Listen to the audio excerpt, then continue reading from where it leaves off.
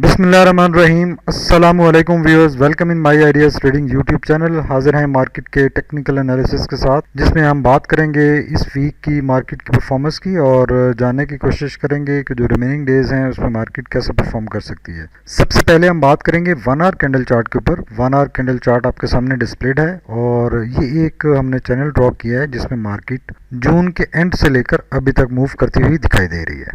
इसमें हो ये रहा है कि मार्केट बार बार यहाँ से जो कि 47,000 का लेवल है सपोर्ट लेती है, अपसाइड पर मूव करती है, वहाँ से 48,000 से रेजिस्टेंस आती है, अगेन मार्केट लोअर साइड पे इसी लेवल की तरफ आती है, अगेन अपसाइड, और कुछ इसी तरह की मूवमेंट हमें मार्केट की लास्ट 2 मंथ्स से नज़र आ रही है।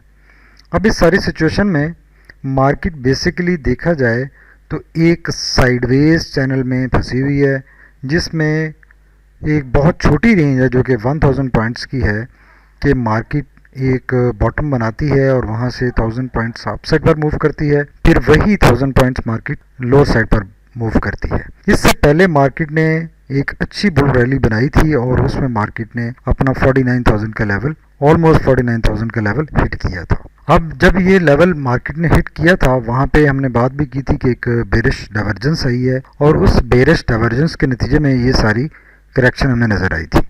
लेकिन इस बेरिश डाइवर्जेंस के आने के बाद बार बार मार्केट में अपसाइड मूवमेंट बन रही है, लेकिन वो 48,000 का लेवल क्रॉस नहीं कर पा रही मार्केट, और वहाँ से रेजिस्टेंस आती है और मार्केट नेगेटिविटी में एंटर हो जाती है। अभी भी जो प्रीवियस मार्केट ने बुल रन दिया उसमें मार्केट ने ऑलमोस्ट 48,000 के लेवल को हिट किया और वहाँ से जो प्रेशर आया, जो एक रेजिस्टेंस आई, तो अगेन मार्केट अपने लोअर बॉटम को हिट कर चुकी है।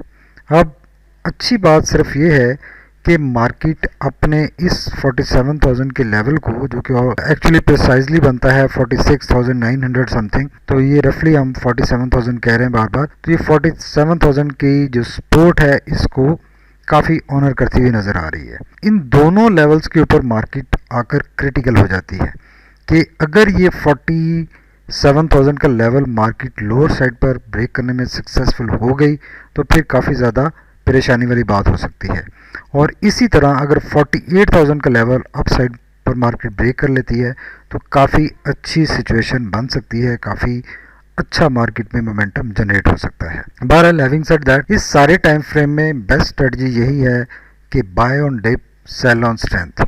तो यहाँ पर अगर बाय करते हैं और मार्केट 48,000 पर जाती है और वहाँ से रजिस्ट होती है, तो यहाँ पर भी हमने बात की थी कि ये एक प्रॉफिट बुकिंग एरिया है, यहाँ पे प्रॉफिट बुकिंग की जा सकती है। और अगेन जब ये कंटिन्यूसली मार्केट एक डिप ले रही है तो इसमें स्टेप्स में बाइंग की जा सकती है। अभी मार्केट में एक ना सिर्फ ये 47,000 की सपोर्ट मार्केट को मिली है, बल्कि एक ये जो शॉर्ट टर्म ट्रेंड लाइन बन रही है, इस ट्रेंड लाइन से भी मार्केट को सपोर्ट मिली है। और देखेंगे इस ट्रेंड लाइन से मार्केट ने रिकवर किया है और आज जब 46,900 का लेवल हिट किया तो वहाँ से मार्केट में एक रिकवरी नज़र आई और एक ये बॉटम फॉर्मुलेट होता हुआ दिखाई दिया।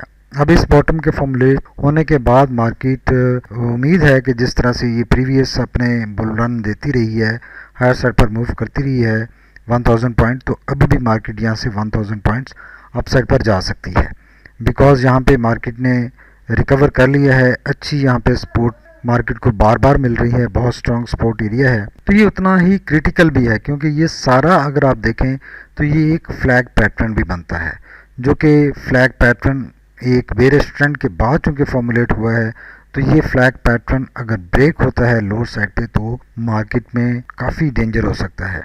लेकिन अभी कोई ऐसी, चूँकि ना तो कोई ऐसी इन्वायरमेंट है, ना कोई ऐसा क्रिटिकल पॉइंट है कि हम कहें कि मार्केट यहाँ से बहुत ज़्यादा नेगेटिव हो सकती है। तो पॉसिबिलिटी यही है कि जब तक ये आगे आने वाले दिनों में अब मुहर्रम की लीव्स भी आएंगी और लॉन्ग हॉलीडेज़ भी आएंगी, तो उसका भी थोड़ा सा इम्पैक्ट मार्केट लेगी। तो अगेन मार्केट इस लेवल तक अगर मूव करती है तो यहाँ से अगेन प्रॉफिट बुकिंग का प्रेशर आ सकता है और थोड़ा सा मार्केट अगेन साइडवेज रह सकती है। लेकिन जब तक हम फिर वही कहेंगे कि 48,000 का लेवल ब्रेक नहीं होता, मार्केट में लॉन्ग पोजीशंस काफ़ी केयरफुल तरीके से बनाने की ज़रूरत है कि अपने ट्रेड्स को मैनेज करने की ज़रूरत है। Sell on strength buy on dip की स्ट्रेटजी के साथ चल सकते हैं, स्टिक स्टॉप लॉस लगा सकते हैं।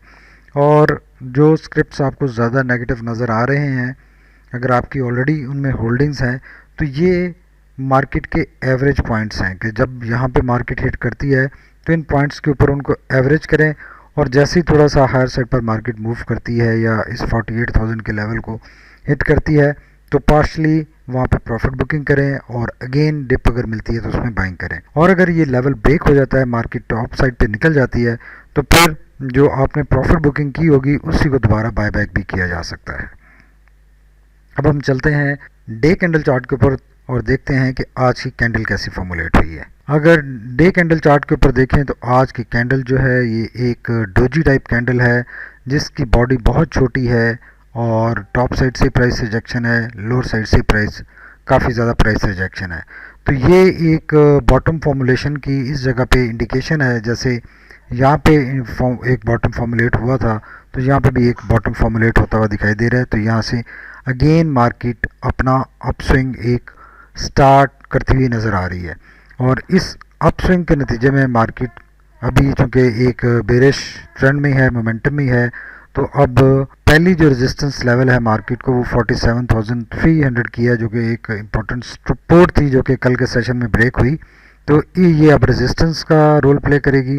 तो पहली रेजिस्टेंस यही है, और आपने देखा कि आज यहाँ से प्राइस रिजेक्शन आई और लोअर साइड पे मार्केट ने मूव किया। जो सेकंड रेजिस्टेंस मिलेगी वो मार्केट को 47,500 के लेवल से मिलेगी, जो कि 20 पीरियड लाइन है, और उसके बाद फिर मार्केट 48,000 तक जाएगी। तो ये 3 स्टेप्स हैं जिसमें मार्केट को ये हर्डल्स हैं 48,000 का लेवल हिट करने के लिए, और उसके बाद फिर 48,000 के लेवल के ऊपर डिसाइड होगा कि मार्केट अपना मोमेंटम जारी रखती है या अगेन वहाँ से प्राइस रिजेक्शन आती है। जैसे यहाँ पे आई, यहाँ पे आई, यहाँ पे आई, और उससे पहले यहाँ पे प्राइस रिजेक्शन आई। अगर वॉल्यूम्स को देखें तो वॉल्यूम यहाँ से मुसलसल डिक्लाइन हो रहे थे, और उसके बाद वॉल्यूम आकर एक लेवल के ऊपर हमें हॉल्ट होते हुए दिखाई दे रहे हैं। वॉल्यूम मजीद रिड्यूस नहीं हो रहे, और यहाँ पे थोड़ा सा न्यूट्रल भी हुए थे वॉल्यूम, और फिर अभी लास्ट 3 सेशन से कुछ वॉल्यूम रिड्यूस होते हुए दिखाई दे रहे हैं। लेकिन एवरेज जो 20 पीरियड एवरेज है वो थोड़ी सी हॉल्ट होती हुई दिखाई दे रही है, कि जैसे यहाँ पे शार्प डिक्लाइन था वो अब रुक गया है। स्टिल